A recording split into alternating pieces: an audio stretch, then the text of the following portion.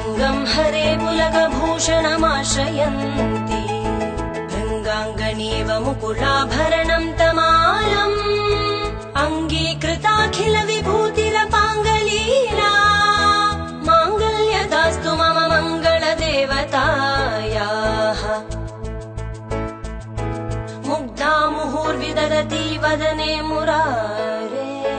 प्रेमत्रपा प्रणिहितानि गतागतानि मालादृशोर्मधुकरीव महोत्पलेया सा मे श्रियं दिशतु सागर सम्भवाया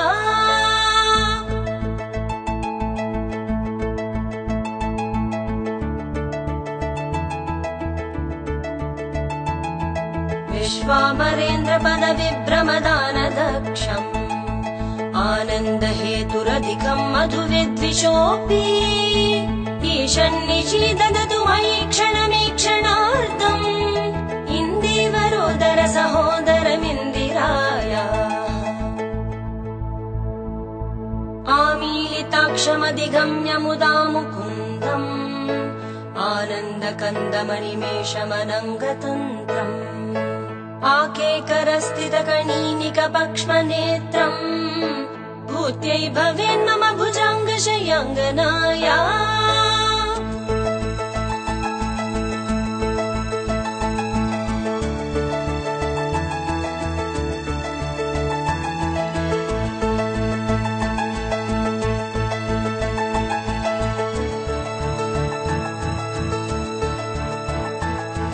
बाह्वन्तरे मुरजितश्रुतकौस्तुभेया हारावळीव हरिनीलमयी विभाति कामप्रदा भगवतोऽपि कटाक्षमाला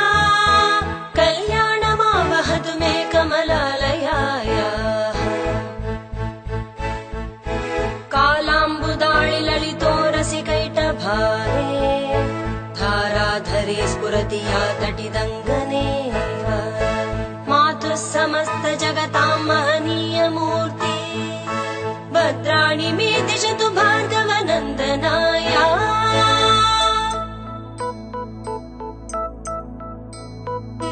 कनकधारा कनकधारा कनकधारा कनकधारा कनकधारा कनकधारा प्राप्तं पदं प्रथमतः खलु यत्प्रभावान् माङ्गल्यभाजि मधुमातिनि मन्मथेन मय्यापते तदिहमन्तरमीक्षणार्थम् मन्दालसं च मकराकरकन्यकायाः दध्याधयानुपवनो द्रविणाम्बुदाराम् अस्मिन् किञ्चन विहङ्गशिशौ विषण्णे दुष्कर्म घर्ममपनीय चिराय दूरम् नारायण प्रणयिनी नयनाम्बुवाः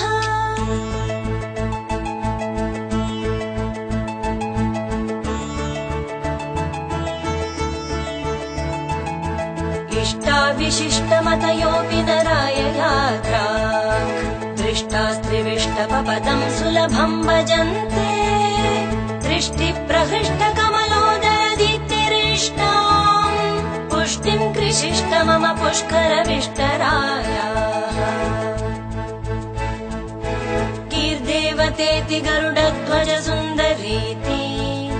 शाकम्भरीति शशिशेखरवल्लभेति सृष्टिस्थितिप्रलयकेलिषु संस्थितायै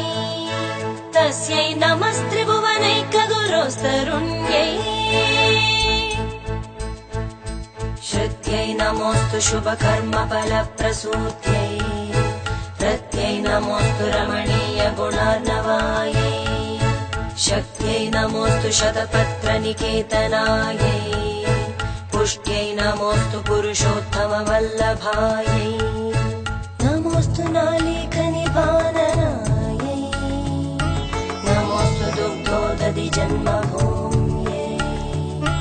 नमोऽस्तु सोमामृतसोदरायै नमोऽस्तु नारायणवल्लभायै नमोऽस्तु हेमाम्बुजपीठिकायै नमोऽस्तु भूमण्डल गुणाधिकायै नमोऽस्तु देवादिदयापरायै नमोऽस्तु शार्ङ्गायुधवल्लभायै नमोऽस्तु देव्यै भृगुनन्दनायै नमोऽस्तु विष्णोरुरसिस्थितायै नमोऽस्तु लक्ष्म्यै कमलालयायै नमोऽस्तु दामोदरवल्लभायै नमोऽस्तु कान्त्यै कमलैक्षणायै नमोऽस्तु भूत्यै भुवनप्रसूत्यै नमोऽस्तु देवादिभिरर्चितायै नमोऽस्तु नन्दात्मजवल्लभायै स्तुवन्ति ये स्तुतिभिरमूर्तिभिरन्वहम् त्रयीमयीं त्रिभुवनमातरं रमाम् गुणाधिका गुरुतर भाग्यभाजिनो भवन्ति ते भुवि बुधभाविताशयाः